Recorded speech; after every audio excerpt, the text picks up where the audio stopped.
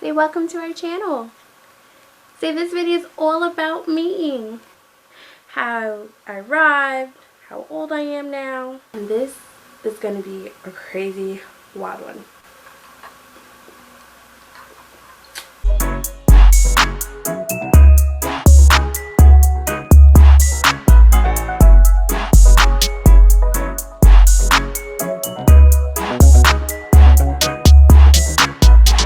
Hi guys, welcome back to our channel. If you're new here, welcome. We welcome you. Thank you for clicking on this video.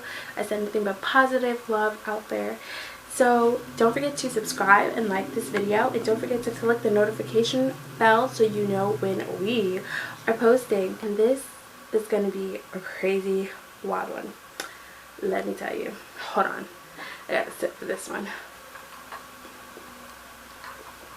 My story was just my story. She was born around 2:19 p.m. I went into labor August 3rd around 7 p.m. So I had just gotten out the shower and I realized that I was having contractions, but they weren't like hard contractions, like the most intense contractions you could possibly believe to happen when your water breaks, because that's what I expected. I thought they were normal Braxton Hicks contractions because they were very light and they weren't intense at all. So I just started calculating them because I realized that they were getting closer and closer. It started around 7 and then I realized they were coming every 8 minutes, and then around like 7:30 I went to go check, like, because I felt like some wet substance going on, which was really weird. So I called my doctor and I was like, I think my water broke, but I'm not 100% sure. And she was like, well, why don't you just come in and we will check. And I was like, are you sure? Because I don't think this is like my water. Maybe it's just something different. And I don't want to come into the hospital for no reason, because this is like when that big storm in New York had hit. I think it was like Hurricane Laura.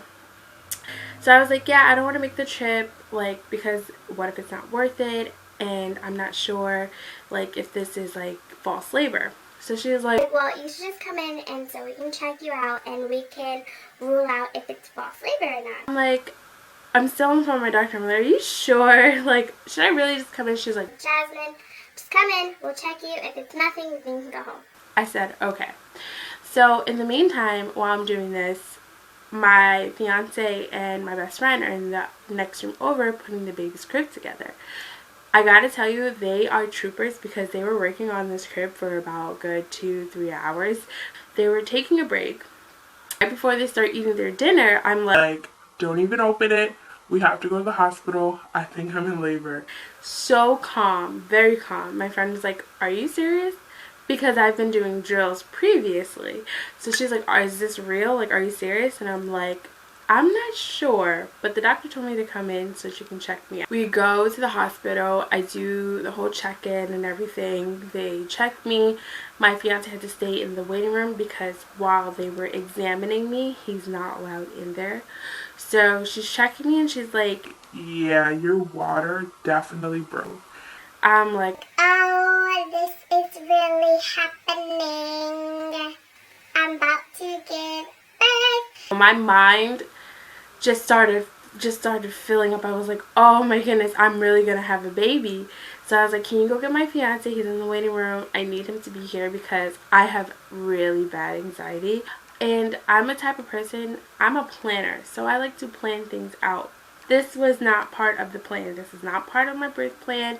Like, she came a whole week early. I was not like, because my last checkup, she was nowhere near ready to come out.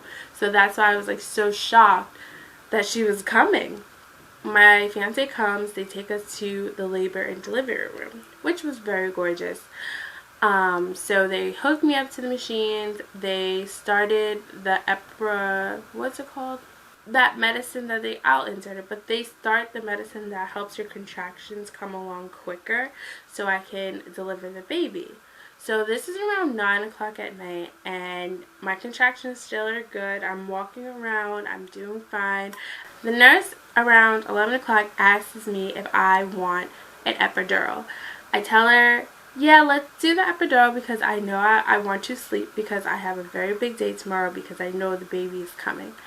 So she's like, okay. So they give me the epidural. I go numb. I sleep until around 4, 5 o'clock. Then I was just tossing and turning until like 11 o'clock. Around 11 o'clock is when the epidural started wearing off. I felt the most extreme contractions. They were really, really intense. Like, they were more intense than they have ever been. And I was like, I need another shot or something. So I called my nurse in. I'm saying the epidural is wearing off. I really, really need something else. So she's like, okay, well, we can't give you another epidural, but we can give you a booster. So they gave me a booster, and it just really just numbed everything. Like, the epidural just numbed me a little bit. Like, I could still feel my toes and like still feel some type of feeling in my thighs and my legs. But the booster numbed everything except for the one area it needed to numb. So around 1 o'clock, I was still feeling like in pain. So I told my fiance to go get my nurse because we were pressing the button and nobody was coming. And I sent my fiance out there 3 times because I was like, the baby is coming. Like, I feel like I have to go to the bathroom. And normally that is a sign that the baby is on its way down. So I told them I have to go to the bathroom and I need the nurse. The nurse was nowhere to be found.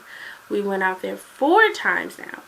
And finally my nurse comes back. She's like, sorry, I was on my lunch break. Which I understand you have to take a lunch break, but where was the other nurse? She was telling me that the other nurse was on call and couldn't attend to me, which I thought was funny because I'm like, There's only one on-call nurse. Like, what if something happened? Like, it's scary because with African American women and delivery, it's a lower chance of a survival rate compared to a Caucasian woman. So I was just very scared because I was doing my research about that, and I was like, they're very neglectful when it comes to African American women and delivery. Tell her I have to poop, I have to go to the bathroom. She was like, okay, I'm gonna get the doctor so she can check how your cervix is. I said, okay. So she goes get the doctor, and the doctor comes in, she does the cervix test, and she's like, you're 10 centimeters dilated and you're ready to push. I'm like, no way. Like, duh. So at this point, she was like, okay, I'm going to go get the things ready. Then we can start your practice pushes. This is like around 1:15, and I'm like, you know what? I have to push now. I have to push right now because I've been holding this in since like 12. Nobody came to attend me. I need to go now. I told the nurse, I was like, I'm pushing. I need to push. Like, she's coming in. I'm having the worst pains right now. So she's like, go ahead. You can start your practice pushes. I'm like, at this point, I already started, doc. You're here a little late.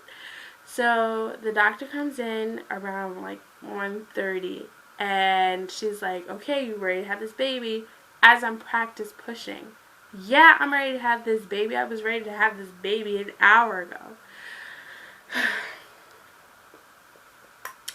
So I'm pushing. She's like, go, keep going, keep going. I'm pushing. My mouth gets really dry. I stop pushing. I'm like, doctor, I need water. Like, I can't do this. She's like, no, you are having a baby. You need to get her out. Let's push. so I push. I'm pushing. And the doctor says that she had flipped or turned. I was like dazed, so I'm kind of iffy on this part. So she said, we have to turn her around. So they get this vacuum for what my fiance had told me. They get a vacuum and they shove it up there and they vacuum her out, and she has the umbilical cord wrapped around her neck. So I hear that part. I do not hear my child crying. So I'm scared at this point. I look to the nurse. I'm like, I'm really scared. What happened? Why isn't she crying? The nurse was like, calm down, that's normal. Like, you're gonna hear her cry. I said, okay. I'm waiting. I told my fiance, don't worry about me, just go over there and see what's wrong with the baby. Why is she not crying? I finally hear her cry. So I'm like, whew, okay, I can breathe. But little did I know that I was hemorrhaging during the whole entire thing. So at this point, I'm getting really sleepy and really tired. I don't know if it's because I'm losing a lot of blood, or is it because I just pushed, okay, like 45 minutes. They're stitching me up, the rips that they can't see. So I hear the doctor say, she keeps bleeding. I don't know where the bleeding is coming from. I am scared at this point, because what do you mean you don't know where the bleeding is coming from? All of a sudden, the lights go out. As they're trying to find the bleeding and stitch me up and take care of my newborn. The lights go out due to the storm. The backup generator kicks in. They take care of my baby. She's fine. She's doing skin to skin with my fiance. Me, on the other hand, they still cannot find the bleeding.